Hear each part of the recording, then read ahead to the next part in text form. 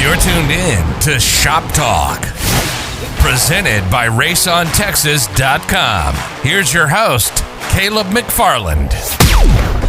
It is so good to be back, ladies and gentlemen. Took a little bit of a week off, and thanks to old Zach Clark from out there in the North Louisiana area for filling in with last week's episode, talking with old Bubba Jones from the Arklatex Factory Stock Division. But we're going to change things up a little bit and kind of go back to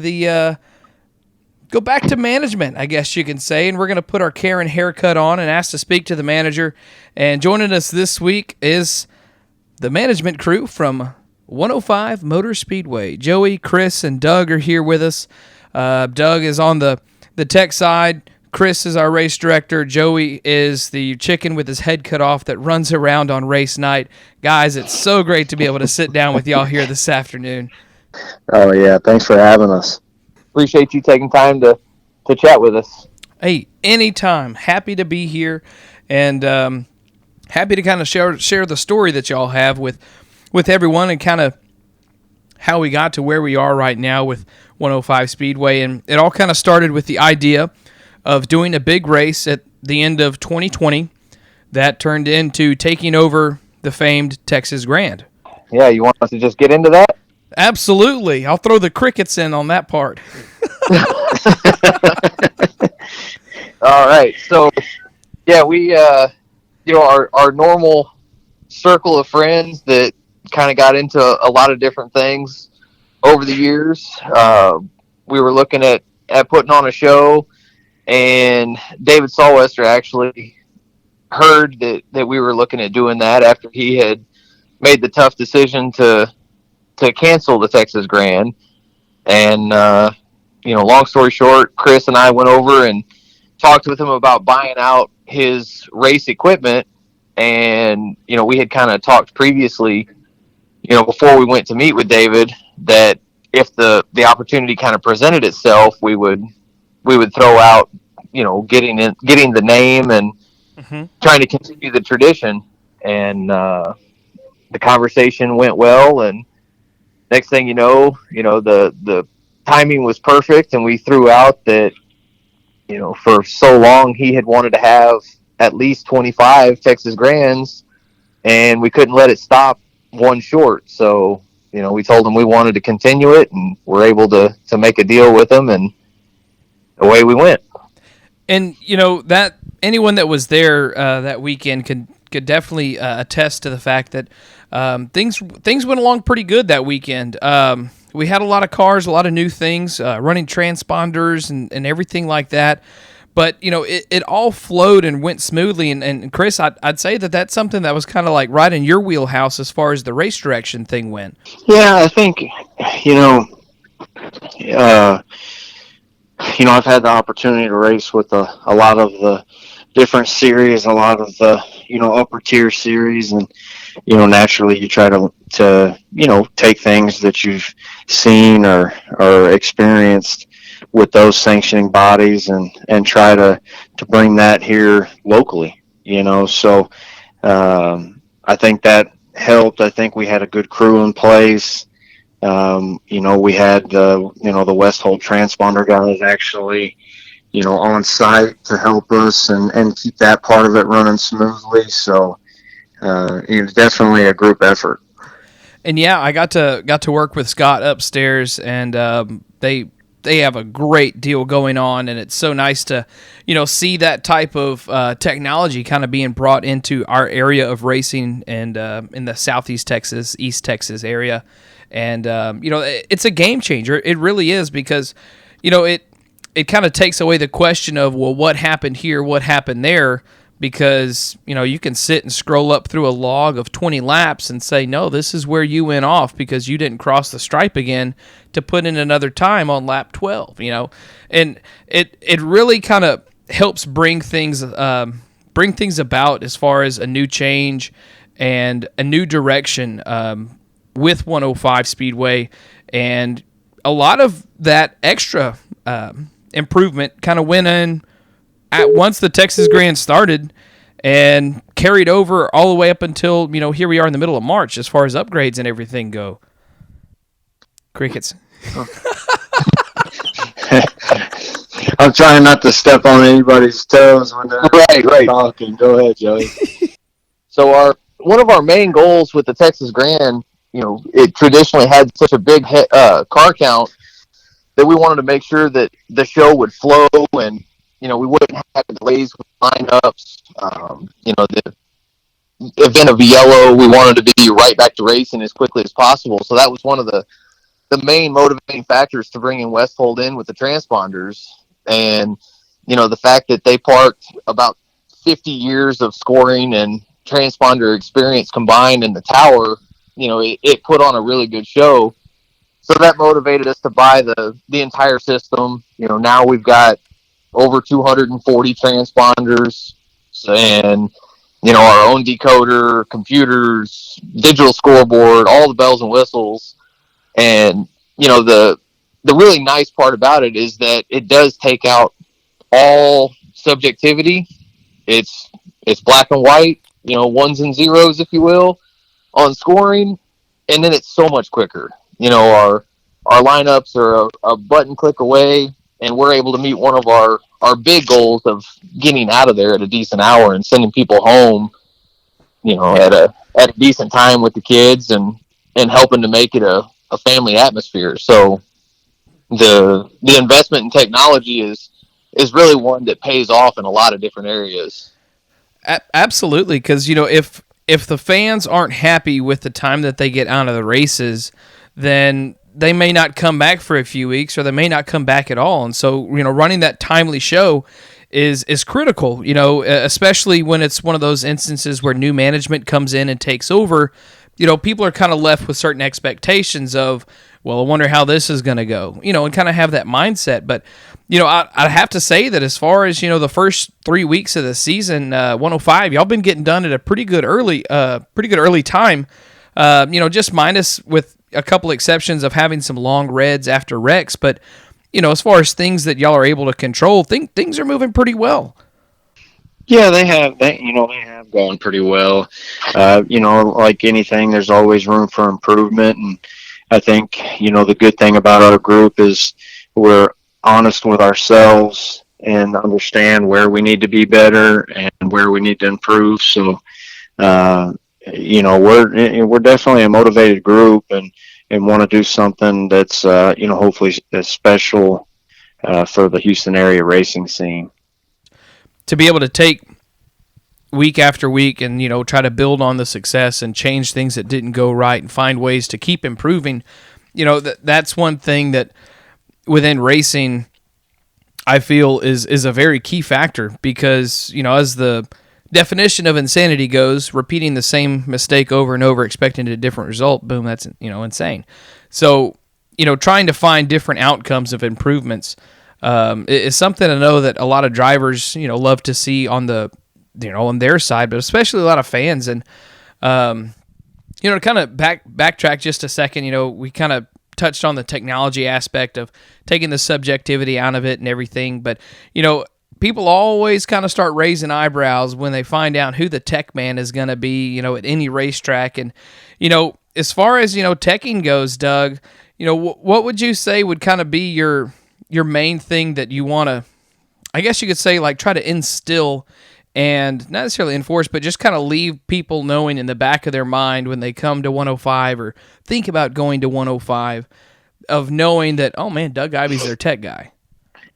Man, I think the main thing right now is just fairness across the board with everybody, and it's something that hasn't been there in a long time. Had not to throw dirt or nothing, but you have tech guys on the tech pad and they're trying to do their job and they make a call and then it gets overrode and you just can't have it. Right. That leaves a really bad taste in people's mouth. Safety's the other biggest key thing for me. Other than that, it is what it is. Rules are rules, and that's what they're there for. Absolutely. And you talk about safety. I remember, I think it was the weekend of the 13th, if I remember correctly, on that race night.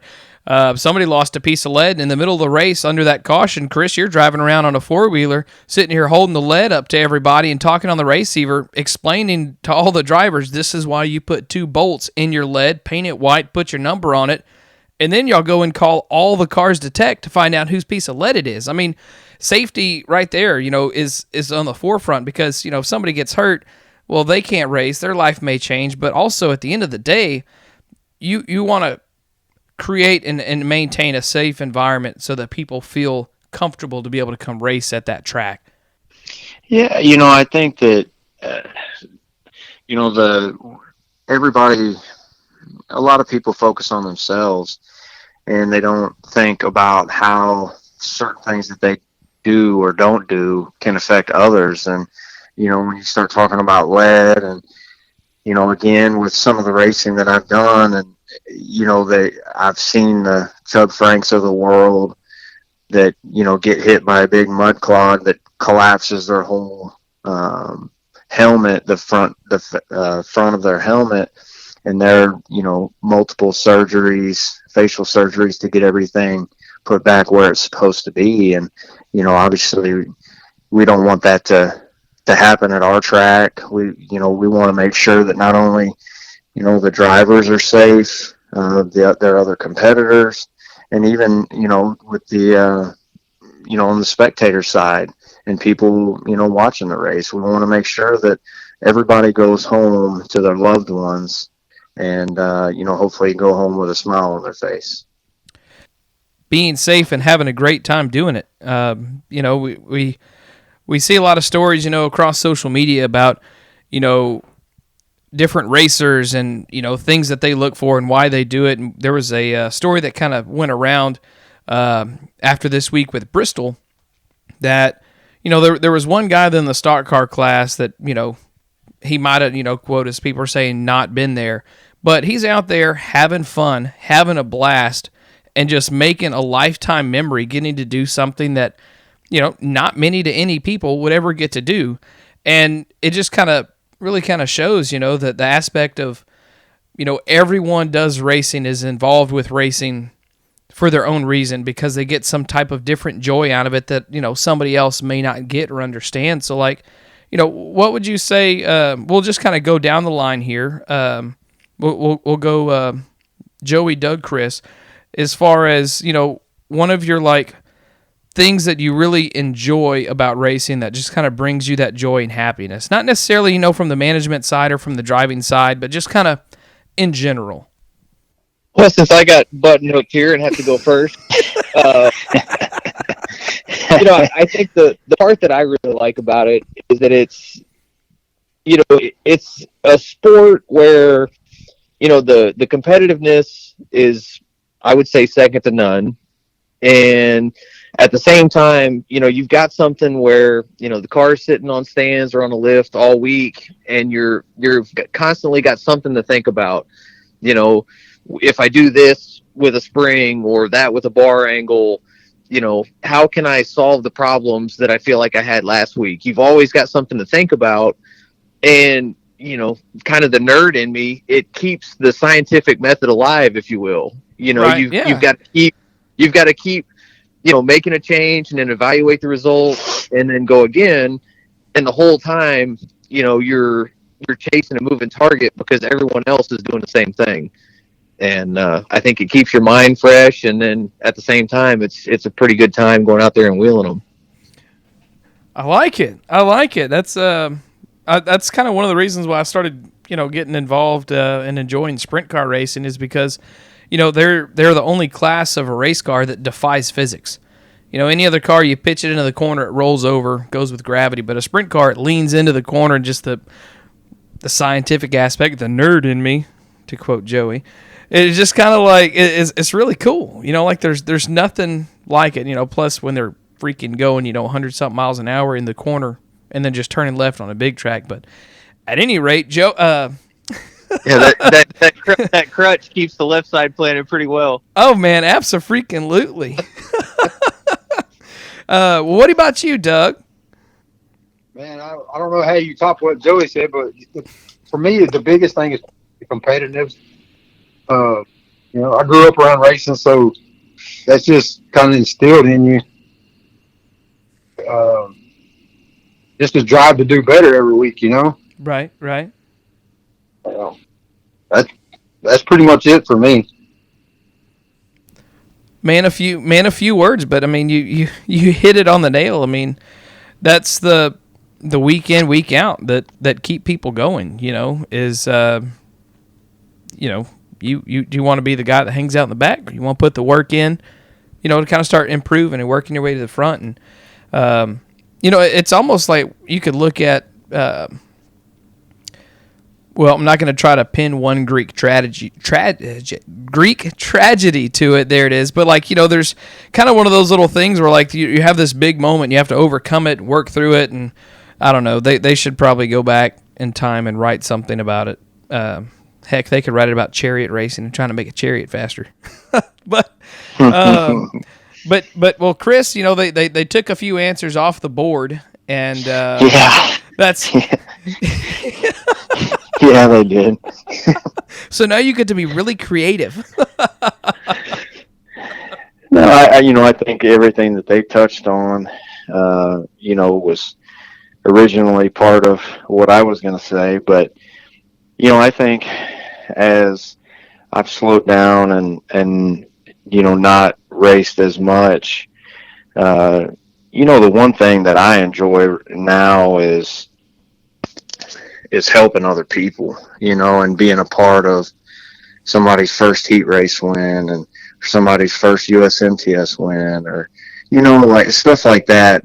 It's as good as if I had won the race myself. Right. Anytime that you can go and help somebody along the way and try to, do for others what has been done for me. And I've had the privilege of working with a lot of great minds in the dirt track, scene, and to be able to, pass along some of that knowledge. I mean, I there was times where, people, were willing to give information, and then there's times where people were not. And so you try to be, the person that's helping somebody else out or treating somebody the way you felt like you wanted to be treated, and seeing that manifest on the racetrack and for them to experience success as a result of it is pretty rewarding. Well, good thing you didn't go first, because they really been up a creek on their answers. Because, man, that right there kind of, it culminates, what both Doug and Joey said, is to help people get better, and within that, it helps keep the sport going. Because if, at least in my opinion, I mean, if you get guys that go out there and they get burnt out on not getting any better and just kind of going out there being lackluster every week and just not having that competitive drive to keep moving forward with it, no pun intended, that burnout just kind of starts creating a dropping fly, I guess, of cars. And, fortunately, that's something that really hasn't been an issue with 105 Motor Speedway that so far this year. If I remember right, it's been almost 100 cars every week. 19, 20 limiteds or factory stocks and pure stocks just about every week. There was 15, 18 mod lights last week. So, as far as the car count aspect has been going, what are y'all's kind of thoughts on on the initial impact of the first 3 weeks of what's that done as far as bringing people in? I think that I can speak for the team. We've been pretty pleased with the car count that we've seen. Our low so far has been 94, and and we're doing 94 with 5 and 6 classes, as opposed to some of the areas that we've been looking at around us that are struggling to get 75 with 8 classes. Right. And so that really makes us feel good that folks around are supporting us like that. And the more cars that we can keep in the gate, and then at the same time the more fan activity and interest we can build, it gives us a better chance to get someone else involved. Hopefully, every weekend there's someone in the stands that says, man, I can do that. Yeah. And and if we keep it to where it's a positive atmosphere, it's a lot more likely that we can get someone new drawn into the sport. But car count wise, I think we're happy now, and we know our street stock class has been light, but there's an easy 10 cars that are on the verge of being ready to go. So I think that class is gonna surprise some folks and start to perform a little bit better. It's already had good racing, and as we fill the field out, it ought to be pretty solid. And you hit on the good racing aspect within the street stocks, and old Justin Collins in the 84, he's gone 3 for 3 so far. And I made the joke to Chris Saturday night in Victory Lane about a bounty. So kind of what are y'all's thoughts on on putting the bounty on Collins' head, kind of moving here into week 4?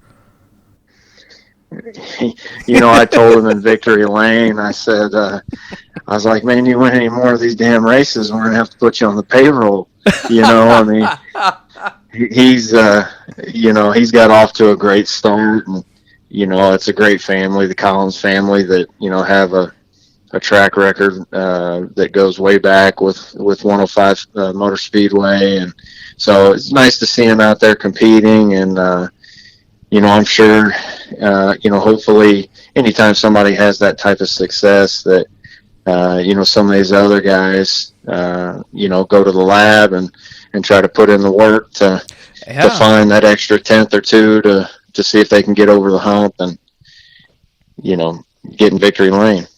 And, that right there kind of takes us back to everybody's favorite thing about racing, all culminated together, is getting better and progressing and having that success. And, Joey, you kind of mentioned it a little bit as far as the fan activities. Your wife, she's been having great success, or to quote that movie of Sacha Baron Cohen, I don't know if we can say it for copyright purposes, but great success, as far as, the fan interaction goes with intermission. I mean, who would have thought there'd be a spelling bee at a dirt track? Yeah, and just wait, we've got a long list of activities that will probably shock lots of folks, and they would have never thought that they'd partake at a dirt track. But yeah, I mean, I think that one of our main goals was just to really engage the fan. Our area is so competitive for everyone's entertainment dollar that if you don't have something that's a little bit different than the next guy, you're going to get lost, and, they're not going to come see you. And, if we don't have fans, it gets really tough to make the whole thing go. So, we've got some decent activities going already, and we've got a long list of them to keep it fresh and exciting through the season. And upstairs in the press box, Chris and Doug, y'all get a kick out of this if y'all have seen Joey's face. We're sitting there, and I said, hey, we need to do like a staff race. And he's like, oh man, that'd be pretty fun. I said, but here's the kicker. Y'all can't use y'all's own cars. His face just kind of just sit there, just kind of laugh and jaw drop. And he's like, but what? Because, I mean, that'd be a little unfair. I mean, y'all get out there in y'all's own rides. I mean, geez Louise. It'd be like me sitting there racing a bicycle against y'all. They'd have the blue and yellow flag on me from the get-go. Hit you with the move over flag on lap 1 or 2. That's right. I had first week of racing, I had a kid come upstairs. Well, to kind of like pause that backstory, for those that don't know, I'm the announcer this season out there at 105 Motor Speedway, so that's why there's a little bit of back and forth as far as certain stories and things that have been said, just kind of backstory on that. But moving forward, kid came upstairs the first week of racing. He said, "What's that flag that the flagman has? That it's blue and it's got that yellow stripe on it." And I kind of told him, I was like, "Well, there's 2 ways to approach this." And I was like, "Well, first let me give him the direct answer." So I gave him the long direct answer about what happens when you see it, what you're supposed to do as far as being the lap car and the leaders coming up. And he was just kind of just looking at me crazy. And I was like, all right. To sum it up, it means that there's a race going on tonight, and that guy's not in it. That he just needs to get out the way. And he just kind of laughed. He's like, okay. And I'm just like, that it's the fun little things, that people kind of learn and get to see at the dirt track. And maybe to me, I mean, I guess I'll assume, first time first-time patron coming out. But I can imagine that after that great first week of sprint car racing, that he definitely, I'd say he'd come back. If he doesn't come back, well, I guess we'll just have to bring the sprint cars back again. But at any rate, so, moving forward into the rest of the season, what are some of the things that people can look forward to as far as different classes coming and different improvements throughout the facility? I think, since I've been working on the schedule, and not, Joey can comment on some of the, track improvement side, but, as far as the schedule goes, I mean, again, Joey alluded to it earlier with, the competition for the entertainment dollar. And, I think sometimes, to get people out, you have to do something different. So, we're exploring, multiple avenues to bring some, new classes / special events to the track to just show people something they haven't seen before, and in hopes that, we can do our job to promote it properly to where it works for everybody and we can continue to do it. But, things in the Houston area in some respects have been stagnant in the past relative to racing. And, you saw it with, like the Wallings when they brought in the World of Outlaw late models, and but you haven't seen it a bunch. Right. And, right. And so we would like to make that happen on a more regular basis. And like I said, we're in the process of talking with, multiple sanctions to see what we can do to get them down here and bring a breath of fresh air to the Houston area. And, talk about different sanctions. I know on a schedule that I have been sent, and I asked Joey about it, but he wasn't sure.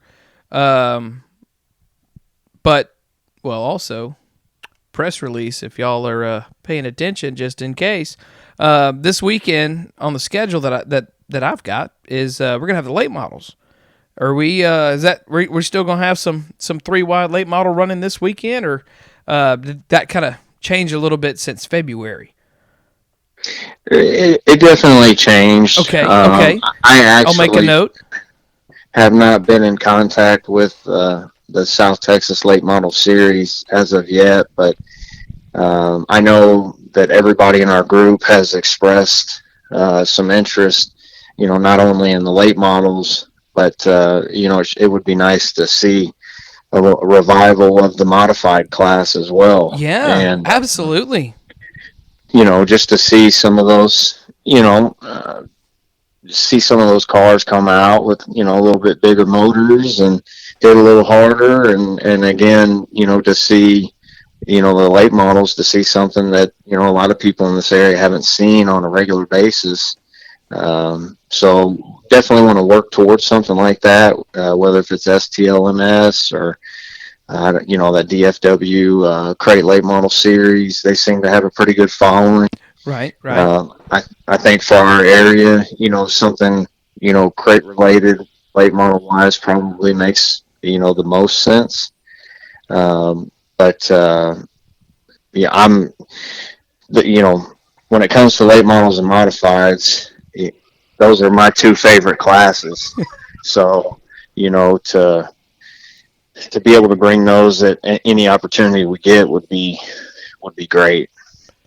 The teching side of things like that, how does that change or affect, your approach to the weekend, Doug? When we've got a real variety of classes, if sanctioned race, they'll usually have their own tech guy, but if it's a non-sanctioned race, does that kind of make you prepare a little bit differently for the upcoming weekend?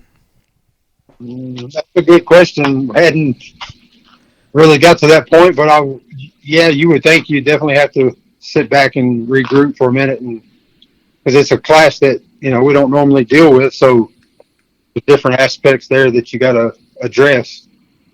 It's always kind of fun. I mean, like you say, Chris, is it's not those 2 classes, modifieds and late models. They're not really showcased a lot down in our area.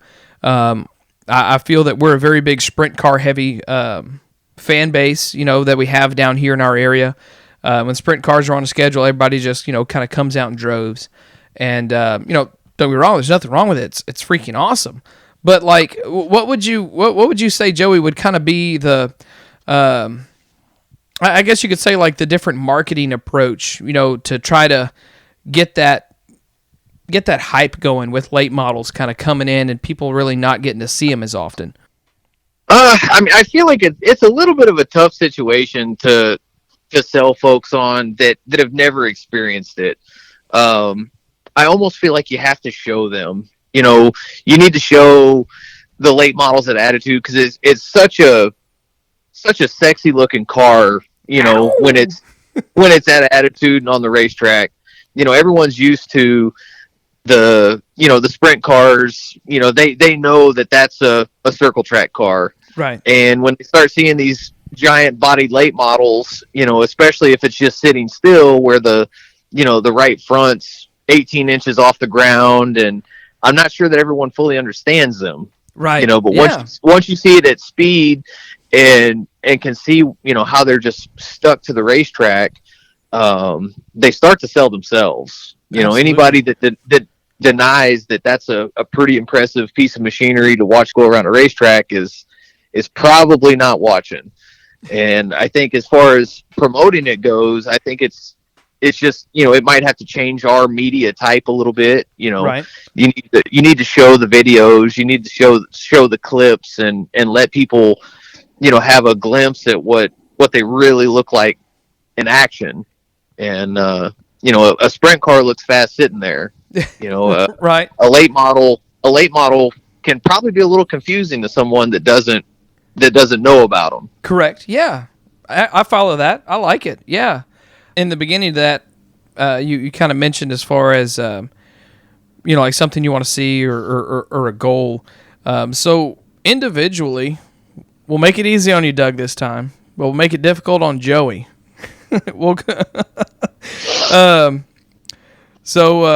Individually, like, what would you say would be your goal for the 2021 racing season? Doug, Chris, and Joey. There goes those crickets again that we were talking about, guys. I think draw more spectators every week, and the car count get bigger, and just keep putting on good racing. I like it. Simple, short, and sweet. Chris? So is it my turn? It is your turn. Goals. I think, to be perceived as, fair, yeah. And, but thorough, they know, part of being fair, like with Doug is having a knowledgeable tech guy to make sure that there's a level playing field and that people feel like they're getting a fair shake whenever they roll through the gates. And if something is, is not right, that it's going to be taken care of. It's not going to be swept underneath the rug. I think, the two other things is just making sure that we run an extremely timely, right. Yeah. Weekly event. And we haven't hit our goals. It's been better than what it's been in this area, but it's still not good enough in our eyes. So if we can keep improving on the timing and get done at a decent hour. And the other thing is making sure, it's kind of been a free for all down here. And I think by the end of the season, and hopefully it's sooner than that everybody understands, like, we are fair, but there are rules. Correct. And it's not just tech rules, it's rules on how we're going to run the show and what is expected of the drivers, and all the things that come along with it that I don't know have been enforced as much in the past, but it's something that's important to our group. And we want to make sure that that everybody understands that and abides by it because it's only going to make things easier and better for the whole group, meaning spectators, drivers, officials, just every aspect of it. I'd say that just kind of like, I'd say puts the cherry on the top as far as a goal goes, you know. I'm not going to say it's one of those things, as people like to come with, it's big shoes to fill, or, when it comes to like, taking the place or something like that. But, like to have that goal to be, when it all comes together, it just kind of, one word that comes to my mind is prestigious. When everything is working like a well-oiled machine and rocking and rolling and moving along and, and the racing's great and the people are happy, that's what, that's what I'd argue that this area needs, is just that the revitalization of, true spirit of dirt track racing and just giving everyone that experience that they want, like you say, in a timely manner. Unfortunately, for us last few weeks, we have people that, they want to get up there and test out the catch fence and, praise God it works. But, I tell you what, we can cut those catch fence reds out of the way. Man, we'd be rocking and rolling pretty darn good. Yeah, Joey and I were talking about it the other day, and it's like, dang, man, we're averaging at least one car on the fence every night. Like, holy smokes.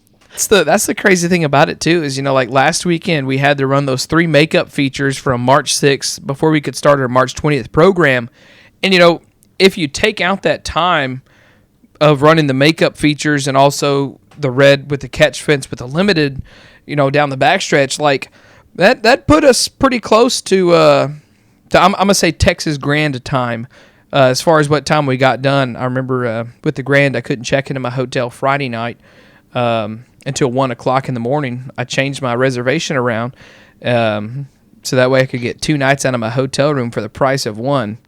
Holiday Inn, I tell you what, it's great. I love it. Work with you, gold member, and so. We were done. Jeez Louise, if I remember right, it's like, 11:30 or so? So I want to say it was, Saturday, and Joey, you can correct me. 11:11. It was 11:11, yeah. Really? Oh, my gosh. Yeah. The checker flag dropped, and it was 11:11 when I looked down at my watch. Did you make a wish? Yeah, of course. Yeah, I'm kind of silly about things like that. If it's 11:11, it doesn't matter if it's tonight, tomorrow night. Like I'm probably gonna send a wish. Yeah, that's to quote my good friend Michael Gary Scott. I'm not superstitious, but I am a little stitious. Yeah, exactly. Well, Joey, good luck putting pieces together for a goal, because I think they about picked all the pieces up and took them out of the cookie jar. Yeah.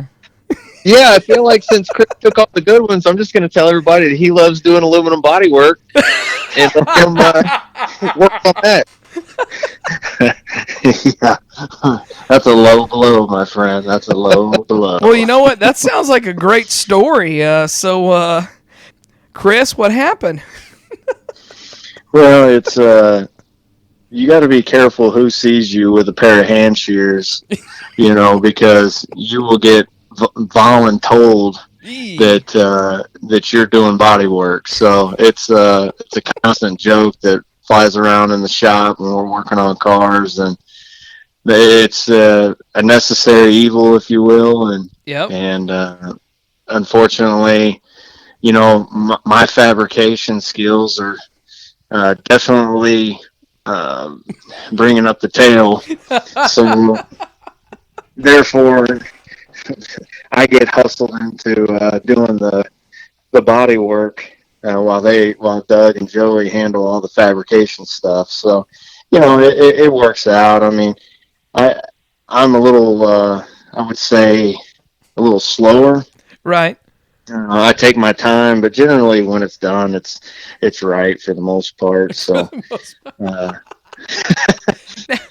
But I caught Joey slipping the other day. It's probably been a few weeks back, before all this stuff happened with the racetrack, and he had some hand shears, and I was like, hey man, the way you're whipping those things around, you're hired. And he's quick to drop them or mess up a cut or something like that to try and be like, nah man, you got it, you're good. And see, that right there is, kind of a good example of one of the great things about racing is the camaraderie and the friendships and, those kind of joking around stories. And,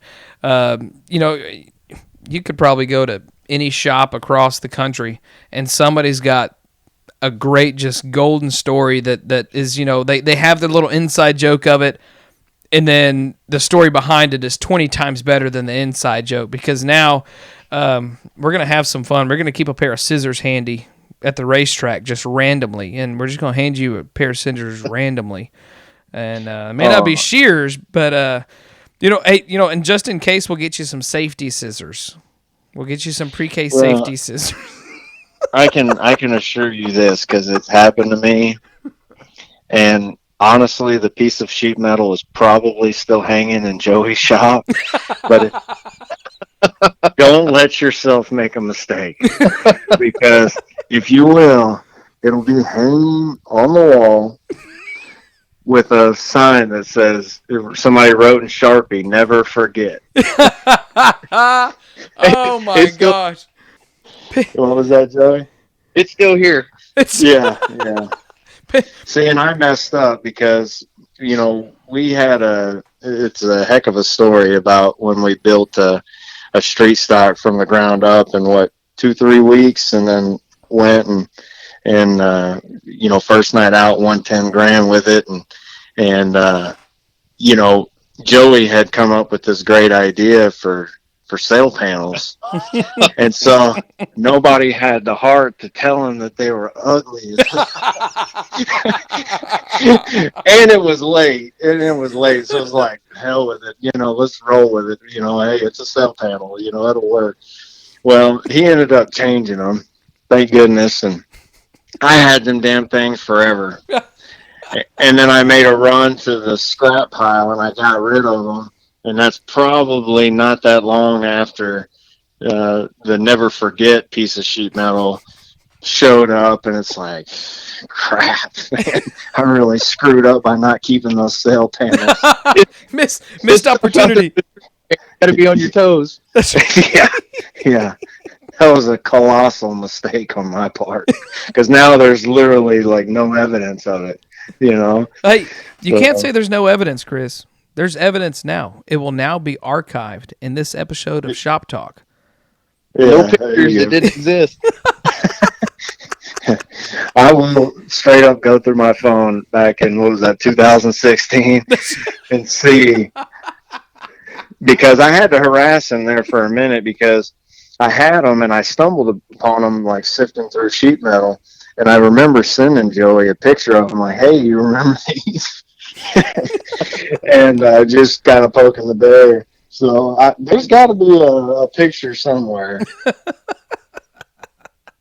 Oh man! See, and that this little moment right here, guys. This is the whole essence of how and why this podcast got started. Is essentially just talking shop, joking around, telling stories, and letting people kind of see a little bit. We used the phrase in the first episode of seeing behind the curtain of behind the names, behind the people, and just kind of getting to know them. And I know that moments like that are definitely going to resonate with a lot of listeners. Because I can guarantee someone's done something just like that where they're trying to design new sail panels. Man, that looks ugly. No, it doesn't. And they put it on the car. Oof. It just kind of, and I can't lie. I can't say that I've chunked a whole thing of sheet metal, but I mean, I've thrown a tool or two, after you break a nut loose and then your finger smashes on a frame rail and you're not very happy. Things happen. Mm-hmm. You No, know, absolutely. but Doug, what's it like getting to work around these two clowns? Because I mean, apparently they throw a lot of shade back and forth. I mean, you just kind of sit back and just kind of take it in, or are we gonna have to kind of start getting you on payroll to record some great fail videos so we can put them on YouTube and make some money off of these guys? The struggle's real. It's usually Hey, never. thanks, Doug.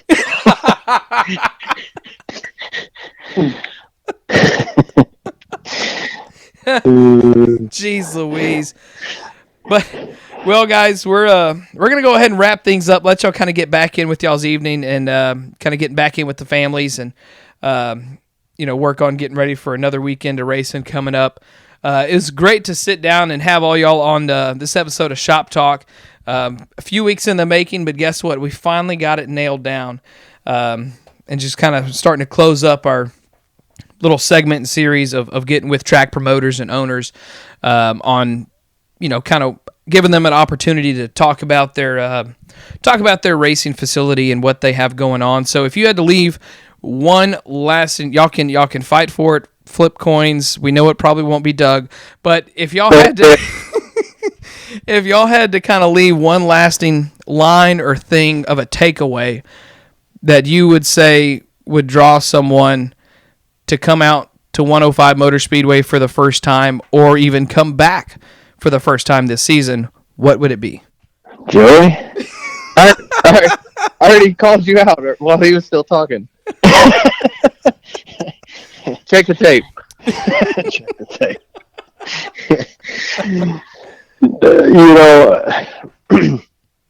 What I would say is, and it's it kind of goes back to, the fourth member of our group that is if you think Doug's a man of few words, then you surely haven't spoke with Jesse McNorton.